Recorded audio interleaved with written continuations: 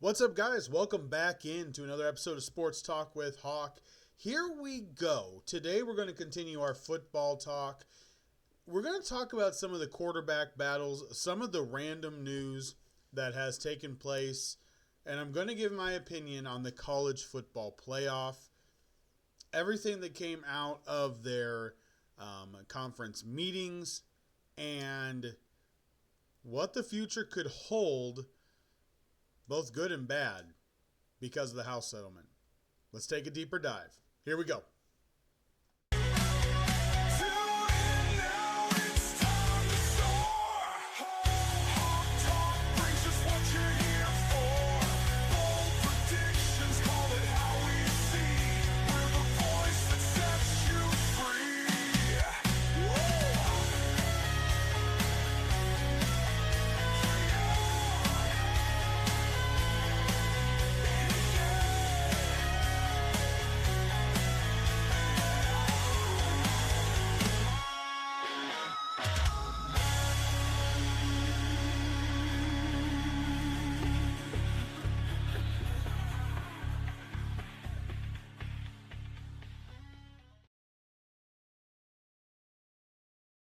All right, guys, so let's go ahead and dive into this. It is a beautiful Thursday morning. The Indiana Pacers beat the Thunder last night.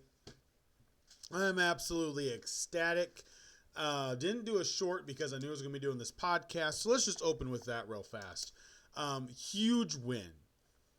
And once again, to be able to close a team out, the Pacers did exactly what they're known for doing. Now, I think it's very clear, at both teams' best, the Thunder are still probably better. But you have to be at your best to win 4 games. And right now, it is 2-1 Indiana. Friday night is going to be even more electric. I was listening on the radio because I was at work last night. I was listening on the radio. I could not hear Mark Boyle and Eddie Gill on the radio broadcast because of how loud it got inside Gainbridge Fieldhouse. Friday night when nobody has to work, I know Hibbert and more stars are going to be there Friday night. It's going to be even more electric. Pat McAfee last night with 9 minutes to go. This was perfectly timed. 9 minutes to go in the fourth quarter. They had McAfee on the microphone when they were down by 2. That was beautiful. Listen, the reality is basketball matters more in Indiana. We've been waiting for a team that we could be proud of again on the court. We had the Reggie Miller Pacers. Then we had the Jermaine O'Neal Pacers, which should have won 2 NBA Finals. But the Malice in the Palace absolutely derailed that. All that garbage. We tried to get rid of everybody. One of the dumbest moves the organization ever made. We get Troy Murphy and Mike Dunleavy and think we're going to make a team that can compete out of them. Went into basically, it was bad. It was horrible. We drafted Danny Granger. That was a good pick, but we couldn't be consistent with him. Late in his career, we get Paul George, but then we get David West. David West was a huge catalyst for those teams that went up against the Heatles. Paul George disappears in those games. I've called him overrated for a long time. If he was that good, the Clippers would have been in the finals already. If he was that good, the Pacers would have been in the finals. When he needed to make shots, he constantly was small in the big moments. Paul George was a bum. Prototypical guy that lives on the highs, gets all the celebration at the highs, but then doesn't actually show up to the party. I knew it. David West was the leader. And the way that era played out just didn't leave a lot of hope for the future. The Oladipo Pacers were starting to get steam, but then Oladipo got injured. And then we make the trade for Halliburton. And now this group has been growing together. They play tough. They play hard. They never give up. They have the Indiana spirit behind them. The same way the Colts had the Indiana spirit with it didn't matter how much they were down, they could still come back. The same thing is with the Pacers, and it really, really resonates in Indiana, and it's a team that everybody is behind. The Indianapolis Colts, everybody has questions on. The only ones that don't are the trolls on Twitter that are being stupid, saying hello and good morning to Anthony Richardson believers and Anthony Richardson believers only. Those guys are the fanatics. Throw them out. They don't count. They don't matter because the rest of us are behind the entire city. We want the city to succeed. And the NBA Finals, Game 3 mattered so much, and the Pacers come out on top. I am super pumped, in case you can't tell. But we're going to talk some more football. So on that note, with Indianapolis, let's just start there. Right now, there is a quarterback, quote-unquote, competition. Daniel Jones and Anthony Richardson. Now, when I look at the schedule, and this is exactly how I believe this could play out. With Anthony Richardson, I am not so sure about a 6-11 tops 7-10 season. With Daniel Jones, I do feel like he gives us one, if not two more victories. Potential victories on the board. And I know there's a lot of people that are wondering, well, why is there that belief? Follow me on this for just a second. Daniel Jones' time in New York. I believe Dable coached him really well. I believe New York was not the spot for Daniel Jones. Because even in success, nobody backed him up. And I think the contract made it worse.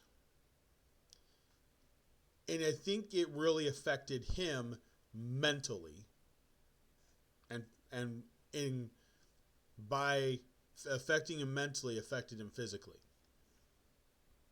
Just as Sam Darnold played for the New York Jets, goes to the Panthers, which nobody is in their best interest going to.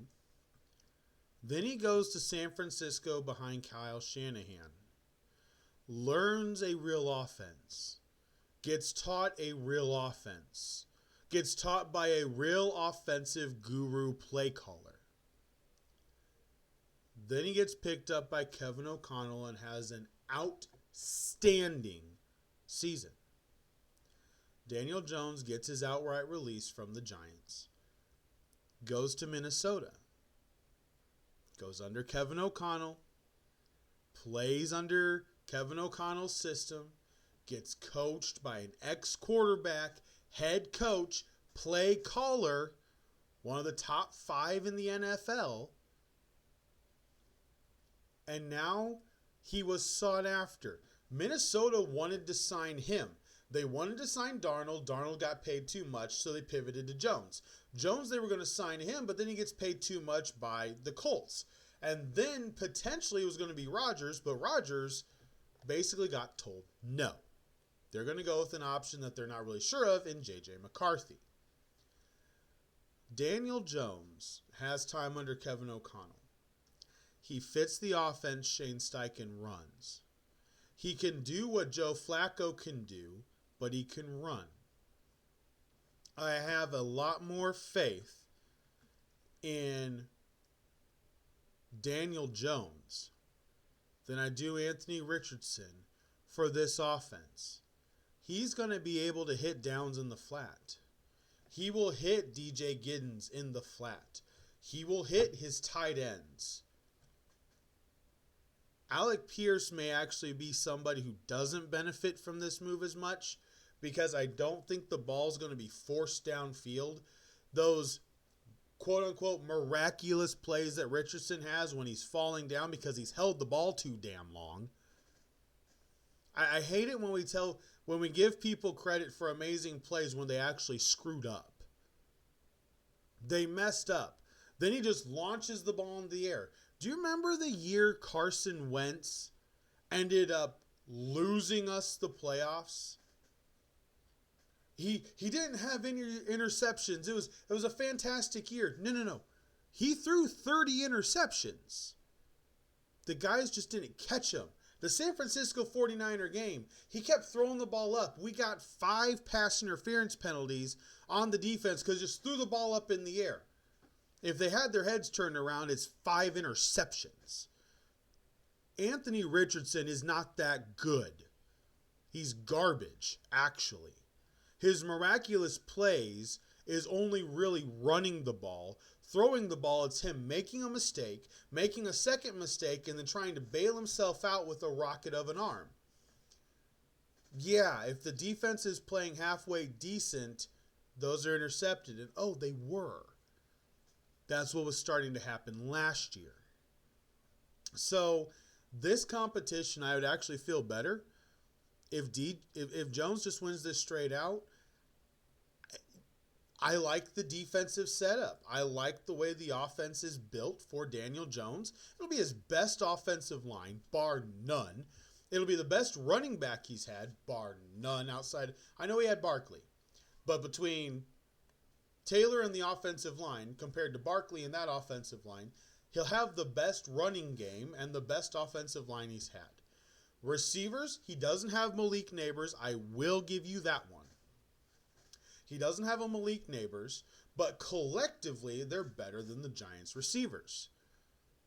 I like it. I really do. I think Daniel Jones has a legitimate potential opportunity to start and to be a guy that maybe after this year, you're looking at it going, if you win 8-9 games, you're not going to get one of those top guys. Run it with Jones. I think we have a hole at right guard. I really do. I do not like our right guard that we're planning on running with. I hate it. Do not like it at all. That may change through training camp, obviously, because we could change it. But I don't like it right now. So I think we have a hole on the right side. Braden Smith, I'm not really sure about, but he's been a stalwart tackle. I'm not going to delve into all the personal issues he had last year. We're going to give him a gimme, and we're going to give him a mulligan, and we're going to let him do it again this year. That's what we're going to do. And we'll make the judgments as the year goes on. The left side is solid. The center is solid. Bertoli, Nelson, beautiful. I think the right side will be able to be fixed good enough. So that's the Colts. Now we move to the Browns. This is what I believe. Joe Flacco wins the job. He will start the outrageously brutal schedule of the year. Potentially go 0-7. They will switch to Shedeur Sanders after the bye week. That is my simple view. Simple view. That's it. That is exactly what I believe will happen. Joe Flacco wins the job. Dillon Gabriel, I think they keep on the roster as the third quarterback, and here's why. You can't put him on the practice squad. Dillon Gabriel, I believe, is going to be a really good offensive coordinator when he decides that's what he wants to move into. Dillon Gabriel is really experienced, really smart. He's just short. There's no other way of putting it. He's just short. Has nothing to do with his quarterback play. He's short. But I believe that he can have a 10-year viable backup career for the next decade and then move into an offensive coordinator position. I think that's exactly what his trajectory is, and I can't wait for that. That makes me excited because I see somebody who can do something besides play the game. I see somebody who's going to be able to coach the game. So I see a career for Dillon Gabriel. Shedeur Sanders it's either play or bust. That's it. That's really it. And Jimmy Haslam will pressure Stefanski into starting him. Jimmy Haslam will pressure Andrew Berry. And there is a chance that both of them will quit at the end of the year. They will both just quit and move on. Because They both want to get one of the quarterbacks coming out next year. And they don't want to hear from Jimmy Haslam, well, Shedeur didn't look really bad, and he kind of helped steady the ticket sales through the year. Bullcrap, Jimmy. We need a real quarterback. We don't believe it's him. We've never believed in him. This has been forced upon us by you. The media's been all over this. We want a real quarterback, and we can draft one with the first pick of the draft. But you want us to go a different way because you think Shedeur could work out. No, Jimmy, you are absolutely football tone deaf. You're a horrible football owner. Horrible football owner. There are less than there were. Dan Snyder is out. We got to wait and see what happens with the girls and the Colts. I'm just going to tell you, the one that is the principal owner is hated in that building. Hated in the building. Yeah, I know that from inside. I've got people that work at the Colts. I know that from inside. There are a lot of guys that have been at that team for 20 plus years that will not be there by the start of the season. So we're going to let that one play out. They hate her. She's not good. She is not a good owner. She hasn't been good in the building. So we'll see what happens. But between Tepper and Carolina, which I will give Tepper credit, he let Dan Morgan be the GM. He's let Canales be the head coach. Hasn't meddled too much. So I appreciate that over the last couple years. He was being put as the clown of the league. And I think he didn't like that. He realized what was happening. So I'll give him the credit for that. But really, Tepper is still a teeter-totter. Very clearly, Jerry Jones is becoming football deaf. He is becoming football tone deaf. He's getting ready to pay Micah Parsons an outrageous contract for a guy that hasn't actually helped you get anywhere. Just Dallas. He's boisterous on X. So we're going to pay him. Yeah, and you're going to be a horrible team. You hired Brian Schottenheimer as your head coach, for goodness sakes. So Jerry Jones is one. Jimmy Haslam is easily sitting right there next to him. David Tepper, I will say, the last couple of years has taken his hands off, let Dan Morgan, an ex-Carolina Panther, respected by the fans, take over the team, and he's done a good job as the general manager. Very good job as the general manager. Shad Khan down in Jacksonville is one of those, it's not that he necessarily meddles, it's that he doesn't make good football decisions. It's not meddling, it's just the football decisions just don't seem to really make sense. That's really what it is. And then you got Woody Johnson with the Jets, and unfortunately, we got to throw the Mara family in because the Giants have become a laughingstock, especially with the Hard Knock stuff, everything else that's come out. It's not good. And those are basically, the Jets, the Giants, the Cowboys, the Browns, those are your worst owners right now. Those are your owners that just seem out of touch. Like I said, I'll give Tepper a little bit, and we got to wait on the girls for the Colts. But those are your four. And the teams are going to be bad. The Jets with Aaron Glenn, I am hoping will show life at the end of the year. I think they win 5-6 games, but I'm hoping they'll show life at the end of the year. But the Browns may not win a game. Legitimately may not win a game. When you look at their schedule, it is not any fun starting out. We know it's going to be Joe Flacco. They open with Cincinnati, at Baltimore, home against Green Bay, at Detroit, home against Minnesota, at Pittsburgh, home against Miami, at New England. All those teams are going to be favored. All those teams outside of Miami have a defense that is going to absolutely obliterate the Browns. They're bankrupt with talent on the offensive side of the ball. Njoku and Judy are the main two. I love Judkins. The offensive line will have to see what happens. I love Judkins. I love Dylan Sampson. But if the offensive line can't block, you're not going to be able to do anything. Then you come out of your bye week. So you play 8 games. I think Shedeur starts after that. You open at the Jets when their trajectory should start going up. That could be a huge Week 10 victory for the Jets. Second half of the season, get it started right. W at home against a lesser team, the Cleveland Browns. Then they got Baltimore. Then they're at the Raiders, who by that time will have everything figured out offensively, and the defense will be sitting up. Then they got the 49ers. Then they got the Titans, who offensively will then be figuring everything out with Cam Ward. They should be hitting their stride. Then you got the at Chicago. That defense isn't going anywhere. Buffalo at home, Pittsburgh at home, and at Cincinnati to close the year. You may win one. You may win one game.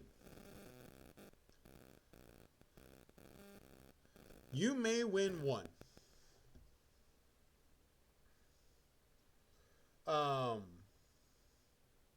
Sorry, wife texted me. Hang on. I don't see it going any different way. So, the quarterback competition there. Flacco wins. Shedeur starts after the bye week.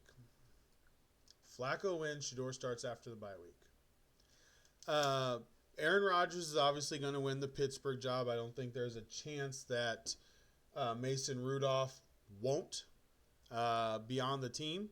He's just going to be a backup. Aaron Rodgers is obviously going to be the starter. For the Jets, it's going to be Justin Fields. There's really no competition. It's Justin Fields. You pay him the $20 million. Justin Fields will start over Tyrod Taylor. And that's really it. As far as the Saints, to me, I would let Tyler Show do it. And I know there's a lot of fans that are like, well, you could do this, you could do that. So, if I'm the Saints, I'm letting this year play out exactly how it needs to. I'm going to start Tyler for one specific reason. I need to see in week 13, 14, 15, 16, 17. I need to see in the last 5-6 weeks of the year if he starts getting it and putting it together on the field. He can have a rough first 12 games. But I need to see those last 5 games. You start putting it together so that I know what I have to draft next year. I drafted you high enough that I should be able to start you because Derek Carr retires, everything's there. We know Spencer Rattler is not the guy. I start Tyler, but it is going to be between Tyler Show, Spencer Rattler, and Jake Haener. I'm going to go Tyler. Kellen Moore, I think, understands this. They have to make a decision before next year. They've got to make a decision before next year's draft. You've got to start Tyler. If he shows promise, and those last 5 weeks, you could run with him. Trade out. Get somebody who needs a quarterback to be able to trade up. You're not winning more than 3 or 4 games. Okay? You're going to have a really high pick. It's easily going to be top 5. You can trade out of that spot, get a bevy of picks, maybe a player, but get yourself set up because you are cap strapped still as the Saints, and you need to open some stuff up. You got your left tackle of the future, hopefully, in Calvin Banks. You've got decent depth now with getting Devin Neal, the running back from Kansas. You've got Brandon Cooks, Olave, so you got some veteran receivers. Don't know how much they're going to be able to separate right now. Olave, you're just waiting for the concussions to hit, and you're it. I mean, that's it. That's really it. But for the Saints, I think it's Tyler. So for the Browns, I think Joe Flacco starts the season. Bye week, they switch to Shadur Sanders. For the Colts, I think Daniel Jones gives you the best chance to win, and I believe he will show that in training camp because Richardson will airmail the flat throws, and DJ will hit Josh Downs in stride, and Shane Steichen will just look at it, and so will Chris Ballard going, we could potentially win. We could potentially make a run at the playoffs with him. So I think DJ will win it regardless of the injury with AR. And obviously, Aaron Rodgers is going to win it out in Pittsburgh. I don't think there's a battle really anywhere else right now. Minnesota seems to be content. Minnesota seems to be content. They're going to go and they're going to run with J.J. McCarthy. They wanted other options. Sam Howell is sitting there. I don't see them not letting McCarthy go out there. You've got to. You drafted him too high. You didn't spend money in the quarterback situation, a lot like the Steelers. You decided not to spend money on the quarterback, so now you've got to lay in the bed that you made. If you start Sam Howell over J.J. McCarthy, that is a horrible look. That is a horrible look. I don't think that's what you want. And then a battle that I don't think is really a battle. Not going to lie, I don't think it's really a battle. Penix is starting over Cousins. I love how this narrative that how awkward is it? It's not awkward. You drafted the guy that's got the arm. You drafted the guy that's got the better movement. You drafted the guy that just gives you a better chance to win. So what? Kirk Cousins' arm almost fell off last year. Like, there's no competition. There's no competition in Atlanta. It's Michael Penix. It's Bijan Robinson. It's Drake London. And they may be able to trade Kyle Pitts. They may be able to, but I think that would be a mistake. I think Pitts is a very valuable asset for them in Atlanta. I think he's really, really needed. I think he's going to be relit. I think he's going to have a bigger fire coming into this year, being excited about having a legitimate quarterback. I just do. I think that's a big issue that he's had. Balls were always overthrown. He had been getting hit because he's a tight end. I think he's excited. All right, guys. That is it for a gorgeous Thursday morning. Have an absolutely fantastic Friday as you guys are listening to this Thursday night. Have an absolutely fantastic Friday. Pacers at home, Game 4 Friday night.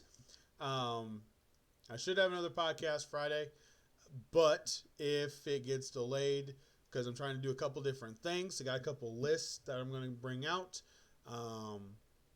then hopefully Pacers will win. But nonetheless, make it the best Friday that you can and start the weekend out strong. Thank you so much for watching. As always, please like and subscribe and definitely push that bell so that you can get notified every time I upload a new podcast. Thank you so much for hanging out for Sports Talk with Hawk. Until next time, I'm Hawk, and I'm out. Have a great night.